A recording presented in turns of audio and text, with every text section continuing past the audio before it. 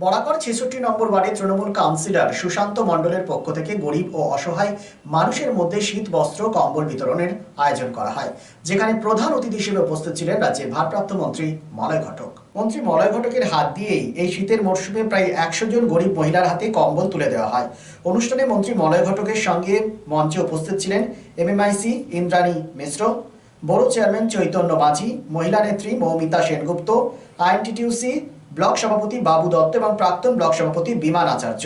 Councillor Sushant মণ্ডল ও তার টিমের পক্ষ থেকে সকল অতিথিদের সংবর্ধনা জানানো হয়।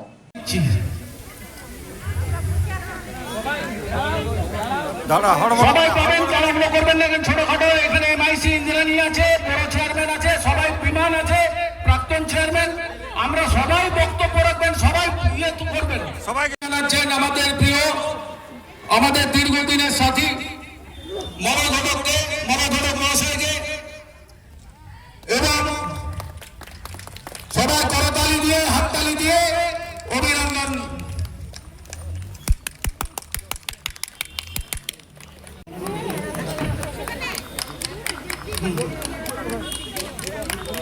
চৈতন্য মাঝিকে তাহলে কিন্তু আপনাদের অনেক কাজে লাগবে, সুবিধা হবে। আমার বক্তব্যকে দীর্ঘায়িত করছি না, খালি এইটুকু আমি আপনাদেরকে বলছি যে আমাদের নেত্রী মমতা বন্দ্যোপাধ্যায় আপনাদেরই আশীর্বাদে 2011 সালে মুখ্যমন্ত্রী হয়েছেন এবং পরপর 3 বার তিনি মুখ্যমন্ত্রী আপনাদের আশীর্বাদে হয়েছেন। আবার 2026-এ ভোট আসছে। বিগত নির্বাচনে কুলটির মানুষের কাছে আমরা সম্পূর্ণ সমর্থন পাইনি। এখান থেকে বিজেপির যে এমএলএ, সেই বিজেপির এমএলএ হয়েছে। এবারে কিন্তু মানুষকে বোঝাতে হবে যে মমতা বন্দ্যোপাধ্যায়ের সঙ্গে থাকলে, মমতা বন্দ্যোপাধ্যায়ের এমএলএকে যদি আমরা জেতাতে পারি, তৃণমূলের এমএলএকে যদি জিতিয়ে পাঠাতে পারি, তাহলে কুলটির উন্নয়ন অনেক ত্বরান্বিত হবে। দেখুন, এই 11 বছরে আসানসোলের মানুষ আমাদেরকে জিতিয়েছে। 2011-তে জিতিয়েছে, 16-তে জিতিয়েছে, 21-এ জিতিয়েছে। আসানসোলে ইউনিভার্সিটি হয়েছে, আসানসোলে সুপার স্পেশালিটি হাসপাতাল হয়েছে, আসানসোলে জেলা কোর্ট হয়েছে, আসানসোলে ডিএম অফিস হয়েছে, আসানসোলে সিপির অফিস হয়েছে।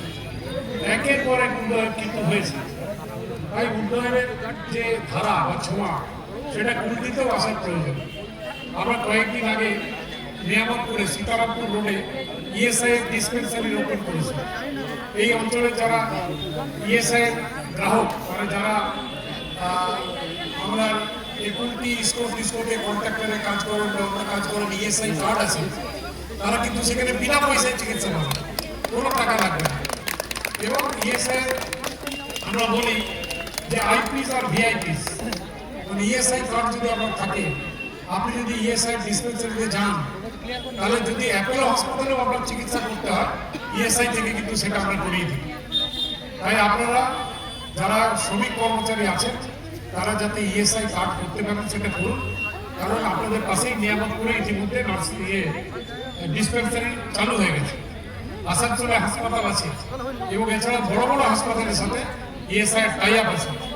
যে কোনো সময় আপনাদের চিকিৎসার দরকার হলে সেই হাসপাতালে কিন্তু আমরা আপনাদেরকে চিকিৎসা করানোর সুযোগটা পাবো। আমার বক্তব্যকে দীর্ঘায়িত করছি না। আয়োজকদের আমার তরফ থেকে আবার ধন্যবাদ জানিয়ে আমার বক্তব্যকে শেষ করছি। ভালো থাকুন, সুস্থ থাকুন।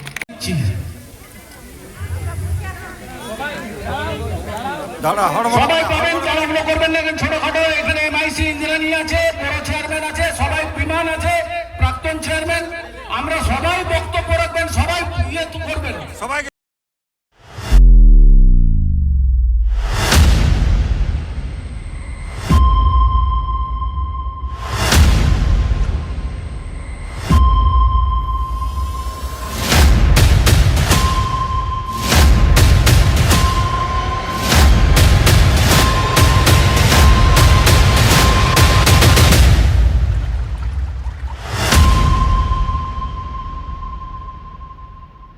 It's a good news for Asansol and Paschim Bardhaman district.